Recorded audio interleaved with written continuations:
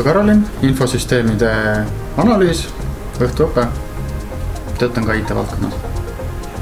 Mina olen Maarja Tobraluts ja õpin siis samuti infosüsteemi analüüsi õppekaval 2. aastal ja põhimõtteliselt töötan ka, võiks öelda, poole kohaga IT-valdkonnas.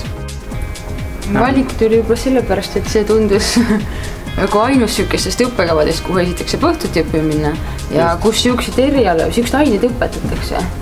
Mina vaatasin aineid ja seda, et õhtuõppes on, et saab peale tööd koolis käia. Põhimõtteliselt peaks vist olema ikkagi inimene, kes tahab sükest nagu tõesti majanduse IT poolt siis nagu ühiselt vaadata ja võib öelda, et ka selle kohta natuke suurema pilti. Et loogiline mõtlemine tõesti see, et ei saa ainult seda IT poolt vaadata, aga peab kas tõesti äriprotsessi tundma ja need pead ka huvitama.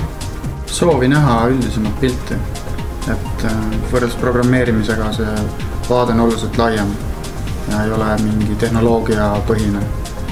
Et soov aru saada, kuidas töötab väikene detail kogu maailmast.